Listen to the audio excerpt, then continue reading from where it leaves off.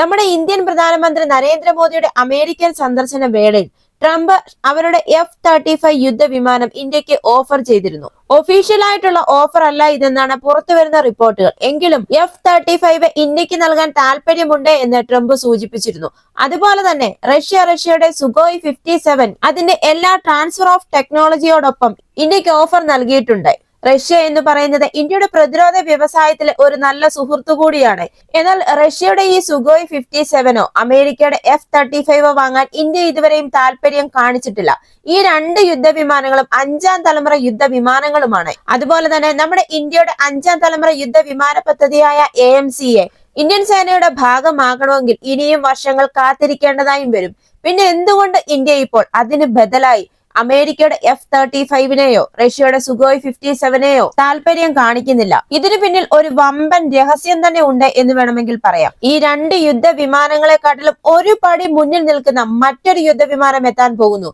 ഇന്ത്യയുടെ കണ്ണിപ്പോൾ അതിലേക്കാണ്. ഇത് ഏത് രാജ്യത്തിന്റെ യുദ്ധവിമാനമാണ് എന്നും എന്തൊക്കെ പ്രത്യേകതകളാണ് ഇതിന് ഉള്ളത് എന്നും എന്തുകൊണ്ട് ഇന്ത്യ ഈ വിമാനം തിരഞ്ഞെടുക്കാൻ പോകുന്നു എന്നും നമുക്ക് ഇന്ന് ഈ വീഡിയോയിലൂടെ വിശദമായി കാണാം. റഷ്യയെ പോലെ തന്നെ ഇന്ത്യയുടെ മറ്റൊരു സുഹൃത്ത് രാജ്യമാണ് ഫ്രാൻസ്. ഫ്രാൻസിന്റെ ചുണക്കുട്ടികളാണ് റാഫേൽ യുദ്ധവിമാനങ്ങൾ.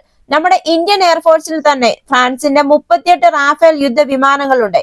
അതുപോലെ തന്നെ പഴയ MiG-29 യുദ്ധവിമാനങ്ങൾ മാറ്റി ആ സ്ഥാനത്തെ റാഫേൽ യുദ്ധവിമാനങ്ങൾ ഇന്ത്യൻ നേവിക്ക് വേണ്ടി കൊണ്ടുവരാനുള്ള താല്പര്യവുമായി ഇന്ത്യ മുന്നോട്ട് പോകുന്നുമുണ്ട്.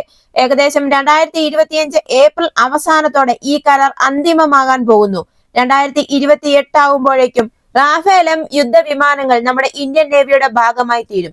എന്നാൽ ഇന്ന് നമ്മളിപ്പോൾ ഇവിടെ പറയുന്നത് റാഫേൽ യുദ്ധവിമാനങ്ങളെ പറ്റിയല്ല, റാഫേൽ കുടുംബത്തിലെ തന്നെ മറ്റൊരു സൂപ്പർ ഹീറോയെ പറ്റിയാണ്. അതിമാരകമായ ആയുധങ്ങളോടും അതിനൂതന സാങ്കേതിക വിദ്യകളോടും അമേരിക്കയുടെ F-35നോടും റഷ്യയുടെ സുഖോയ് 57നോടും കിടപിടിക്കത്തക്ക രീതിയിലുള്ള റാഫേലിന്റെ F-5നെ പറ്റിയാണ്. അതെ, നമ്മുടെ ഫ്രഞ്ച് പ്രതിരോധ കമ്പനിയായ ദസാൾട്ട് ഏവിയേഷൻ റാഫേലിന്റെ പുതിയതും അതിനൂതനവുമായ ഒരു വകഭേദം നമ്മുടെ ഇന്ത്യയിൽ നിർമ്മിക്കാൻ താല്പര്യം കാണിച്ചപ്പോൾ എത്തിയിരിക്കുകയാണ്. റാഫേലിന്റെ F-4നെ അപേക്ഷിച്ച് അതിനൂതന വകഭേദമായ റാഫേൽ F-5ൽ അതിശക്തമായ എഞ്ചിൻ, അതിജീവന ശേഷി, ഡേറ്റ ലിങ്കുകൾ എന്നിവ ഉണ്ടായിരിക്കും. കൂടാതെ ഈ പുതിയ റാഫേൽ വേരിയന്റിൽ 10 ടണ്ണിലധികം ഭാരമുള്ള ആളില്ലാ കോമ്പാക്ട് ഏരിയൽ വെഹിക്കിൾ അഥവാ UCAV ഉണ്ടായിരിക്കും. ദസാൾട്ട് ഏവിയേഷനും പങ്കാളികളും ചേർന്ന് വികസിപ്പിച്ചെടുത്ത സ്റ്റെൽത്ത് ആളില്ലാ സ്ട്രൈക്ക് വിമാനമായ UCAV ന്യൂറോണിന്റെ ഇരട്ടി വലിപ്പമുള്ളതായിരിക്കും റാഫേൽ F-5.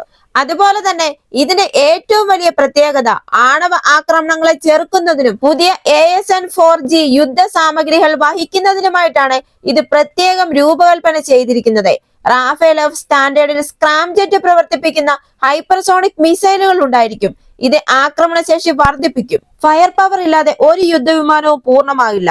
ഇവിടെയാണ് റാഫേൽ F-5ലെ RJ-10 മിസൈൽ ശ്രദ്ധ പിടിച്ചുപറ്റുന്നത്. ഫ്രാൻസിന്റെയും ബ്രിട്ടീഷിന്റെയും പ്രോഗ്രാമിന് കീഴിൽ MBDA വികസിപ്പിച്ചെടുത്തതാണ് ഈ റാംജെറ്റ് മിസൈൽ. ഇതിന്റെ വേഗത എന്ന് പറയുന്നത് മാക് 3 മുതൽ മാക് 5 വരെയാണ്. ഇത് വെറുമൊരു മിസൈൽ അല്ല, ഒരു പ്രദേശത്തെ മുഴുവൻ തകർക്കത്തക്ക രീതിയിലുള്ള ആയുധമാണ്.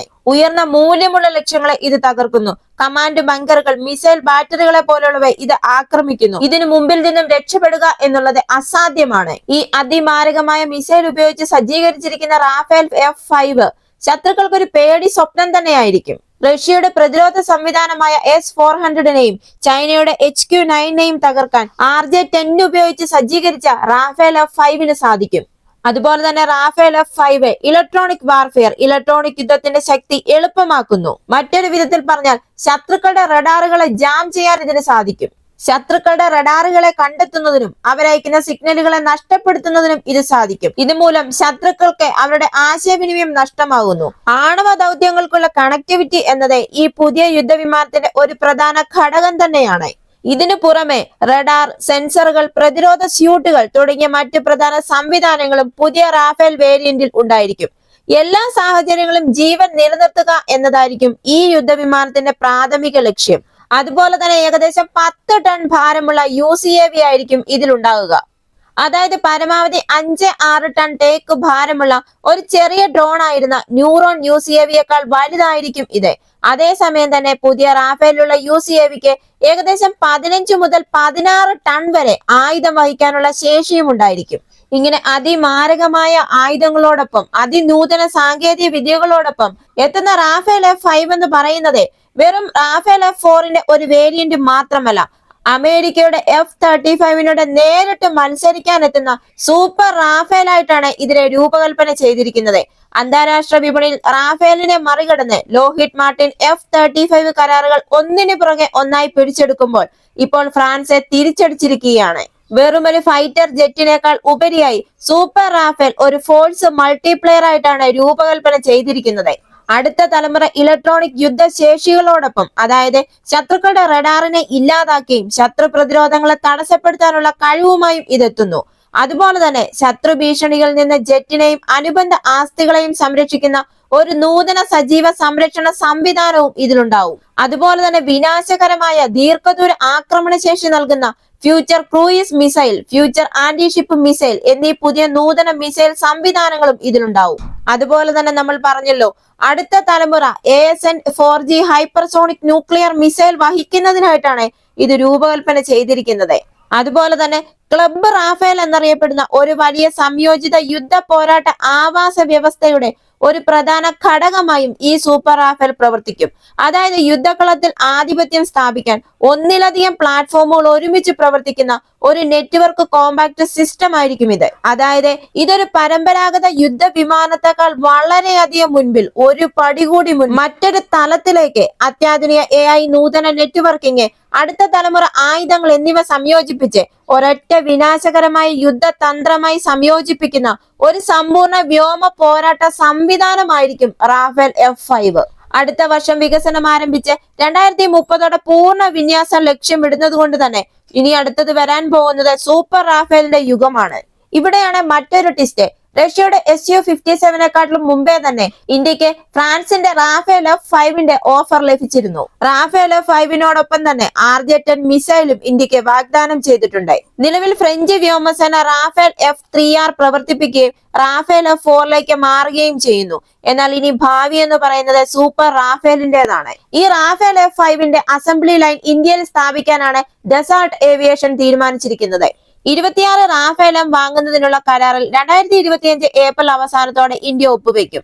ഇതിന്റെ ഭാഗമായി മേക്ക് ഇൻ ഇന്ത്യ പ്രോഗ്രാമിന് കീഴിൽ റാഫേൽ Fന്റെ വകഭേദം നിർമ്മിക്കുന്നതിനുമായി ഇന്ത്യയിൽ ഒരു പുതിയ അസംബ്ലി ലൈൻ തുറക്കാനാണ് ഫ്രഞ്ച് എയറോസ്പേസ് ഭീമൻ പദ്ധതിയിടുന്നത്.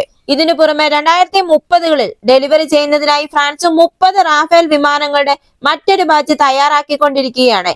ഇതുകൂടാതെ ഫ്രഞ്ച് വ്യോമസേനയ്ക്കായി 56 വിമാനങ്ങളും Indonesia, Serbia, United Arab Emirates എന്നിവയുൾപ്പെടെ കയറ്റുമതി ഉപഭോക്താക്കൾക്കായി 164 വിമാനങ്ങളും കരാറിലുണ്ട്. ഇതിനായി പ്രതിരോധ നിർമ്മാതാവ് തങ്ങളുടെ റഫേൽ ഓർഡറുകൾ പൂർത്തീകരിക്കുന്നതിനായി ഇന്ത്യയിൽ ഒരു അസംബ്ലി ലൈൻ നിർമ്മിക്കാനാണ് പദ്ധതിയിട്ടിരിക്കുന്നത്. അങ്ങനെ S-400നോടൊപ്പം വരാനിരിക്കുന്ന റാഫേൽ F5ഉം ഇന്ത്യൻ വ്യോമസേനയുടെ ഭാഗമാകുന്നതോടുകൂടി വ്യോമസേനയുടെ ശക്തി ഇരട്ടിയാകുന്നു. ഈ വീഡിയോ നിങ്ങൾക്ക് ഇഷ്ടമായെങ്കിൽ മറക്കാതെ തന്നെ ഈ ചാനൽ ഒന്ന് സബ്സ്ക്രൈബ് ചെയ്യുക, ഒരു ലൈക്ക് തരിക. അടുത്ത വീഡിയോയുമായി വീണ്ടും കാണാം.